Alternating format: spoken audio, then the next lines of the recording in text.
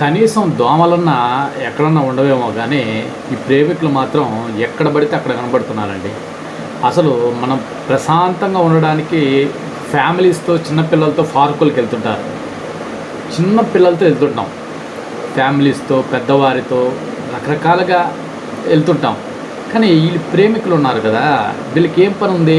Park fees only 20 rupees 30 rupees ఉంటుంది. ప్రేమించుకోవడానికి దండిగా చెట్లు పొదలు చాట్లు సందులు ఎన్నో ఉంటాయి. వీళ్ళు పార్కు మెయింటైన్ చేసే వాళ్ళు కూడా పెద్దగా పట్టించుకోరు, చూసి చూడనట్టుంటారు. ఎందుకంటే వాళ్ళని మనం ఏదన్నా అంటే కలెక్షన్ సొగానికి సొగం పడిపోతుంది. కలెక్షన్ అంతా వాళ్ళదే, పార్కులంతా కలెక్షన్ వాళ్ళదే. ఏ పార్క్ చూడండి, ఏ ఊర్లో అయినా ఏ పార్క్నా సరే లవర్స్తో నిండిపోయి ఉంటుంది.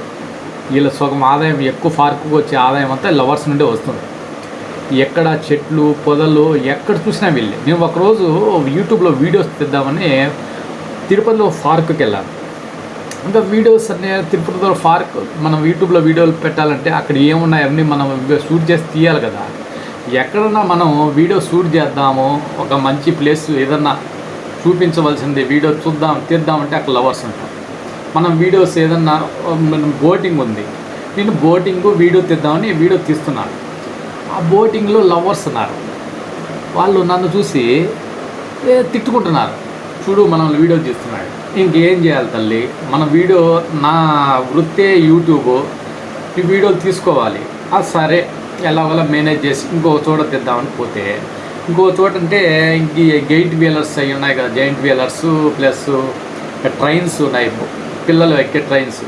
ఆ ట్రైన్స్ అన్నా తీద్దాము, ఇక్కడికి వచ్చినందుకు ట్రైన్స్ ఉన్నాయని యూట్యూబ్లో పెడదామని ఆ ట్రైన్స్ తీస్తే అందులో లవర్స్ ఉన్నారు. వాళ్ళు మన దిక్కులా చూస్తున్నారు. అంటే నేనేమైనా వీడియో తీసి నేనేమైనా యూట్యూబ్లో పెడతానేమో, వాళ్ళు పేరెంట్స్ చూస్తే తంతారని వాళ్ళ భయమేమో బహుశా.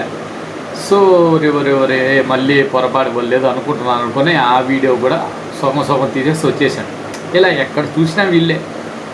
వీళ్ళకి ఒక పద్ధతి పాడనేటివి లేవు. ఎందుకంటే ఆ తిరుపతిలో కొన్ని పవిత్రమైన పుణ్యక్షేత్రాలు ఉన్నాయి. కపిల్ తీర్థం ఉంది. కపిల్ తీర్థంలో నేను ఒకరోజు దేవుడికి దర్శనానికి వెళ్ళాను. దర్శనం వెళ్ళి ఈ పక్కన పార్క్ ఉంది, ఏదో మెడిటేషన్ చేసుకుందాం, దేవుడి గురించి ఆలోచిద్దాం ఎవరైనా అనుకుంటారు కదా. చాలామంది వస్తుంటారు, పేరెంట్స్ పెద్దలు అందరూ భక్తులంతా వస్తుంటారు, ఆ పార్కులోకి వెళ్తారు.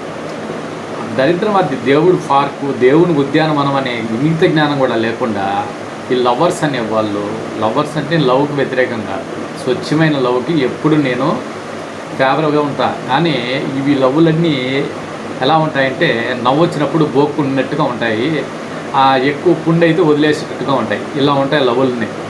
ఆడ ఎలా ఉన్నారంటే ఇల్లు లవ్ అంటే ఒకప్పుడు నేను సినిమాలో చూసుంటాను, పాత సినిమాలు చూద్దాం, ఆ గడ్డి పార్క్లో అక్కడ ఒకరు ఇక్కడ ఒకరు కాలు చాపుకొని కూర్చుంటే ఇద్దరు ఫేస్ చూసుకునేవాళ్ళు.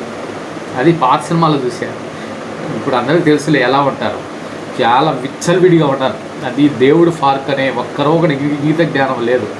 ఒకరు వచ్చి అక్కడెక్కడో పొదల్లో ఉంటే ఇంకొకరు వచ్చి ఇంకో పొదల్లో ఉంటే ఎక్కడ అడుగు పెట్టినా వాళ్ళే, ఎక్కడ కూర్చున్నా వాళ్ళే.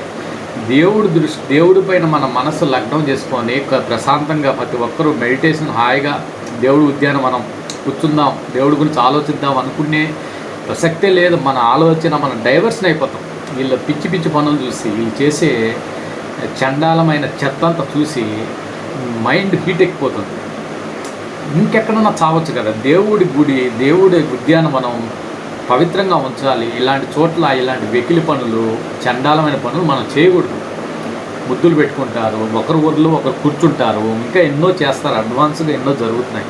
సో ఎప్పుడైనా సరే ఎక్కడ చేయవలసిన పనులు అక్కడే చేయాలి. చదువుకునే చోట చదువుకోవాలి, గుడికి వెళ్ళి ప్రార్థించే చోట ప్రార్థించాలి, తినే చోట తినాలి, బాత్రూంలో చేయాల్సిన పనులు బాత్రూంలో చేయాలి. ఒక్క చోట చేయాల్సిన పనులు ఇంకొక చోట చేస్తే అది ఎలా ఉంటుందంటే అయ్యే మనిషికి దరిద్రాలు చుట్టుకుంటాయి. పరమ పవిత్రమైన పుణ్యక్షేత్రాల్లో ఇలాంటి చెత్త పనులు చేయకూడదు. సో ఎవరికైనా తెలియాలి ఈ వీడియో అనుకుంటే లైక్ చేయండి, షేర్ చేయండి, సబ్స్క్రైబ్ చేయండి, కామెంట్ చేయండి. జై హింద్, జై భారత్.